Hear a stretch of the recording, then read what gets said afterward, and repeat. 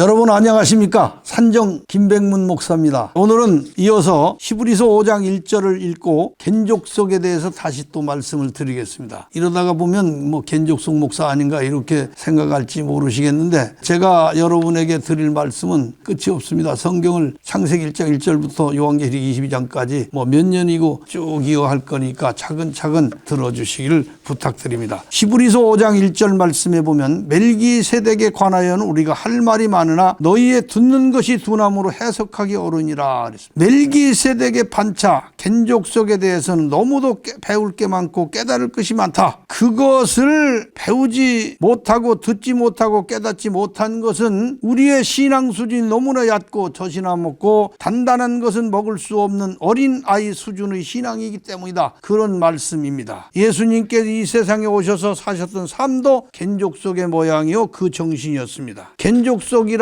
나라도 법도 성전도 왕도 양잡아 제사 드리는 제사장 그런 것도 없는 사람들이었어요. 그러나 그들 모두가 제사장 족속이라고 성경은 기록해 놨습니다. 그들은 모두가 나그네 정신을 지켰습니다. 이스라엘 백성들은 나라, 법, 성전, 양잡아 제사 드리는 제사장, 선지자 모든 것이 다 있어도 나그네 정신을 지키지 않았습니다. 그들은 나그네를 멸시하고 내쫓고 죽이며 하나님께 불순종함으로 영영이 하나님과 끝나고 말게 된 것입니다. 예수님도 이스라엘과 끝내고 멜기세덱의 반차로 부활하였고 사도들도 예수님의 반차가 되었으니 오늘날 예수 믿는 모든 자들은 다 나그네 정신으로 겐족속의 신분이 될 수 있는 것입니다. 예수 믿는 우리가 세상을 이기고 자아를 이기고 본능을 이기고 내 속에 자리 잡고 있는 모든 교만이나 이기심, 세상 욕심, 시기, 질투, 연망 모든 인간 본능을 쫓아낼 수 있는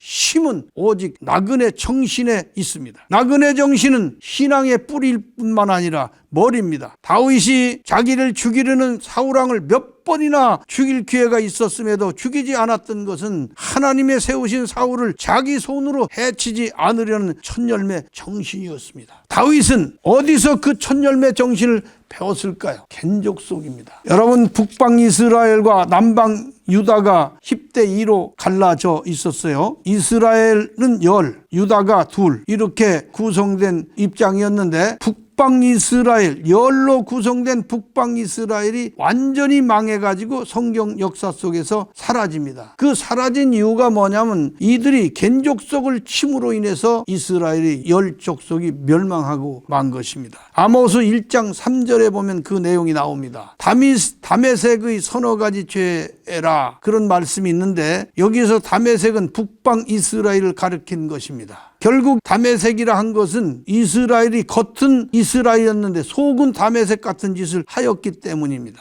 그래서 다메섹의 서너 가지 죄라 그렇게 한 것이에요. 북방 이스라엘은 길르앗을 압박했습니다. 야베스의 겐족속이 사는데도 그들을 먼저 피신시키지도 않고 가나안을 칠 때 겐족속과 함께 압박하며 몰아서 친 것입니다. 그들은 하늘의 제사장족 섬겨할 나그네 정신을 침으로 인해서 더 이상 용서할 수 없는 죄를 저지른 것입니다. 하나님 앞에 죄인이 되는 것은 진리의 사람을 겁박하고 치거나 폄하하거나 이렇게 해서는 결코 하나님의 사랑도 인정도 받을 수가 없습니다. 결국은 북방 이스라엘처럼 망하고마는 것이 하나님의 역사의 그 증거입니다. 여러분, 모쪼록 하나님 말씀을 섬기고 하나님의 참된 진리를 섬기면서 승리하는 여러분이 되시기를 축원합니다.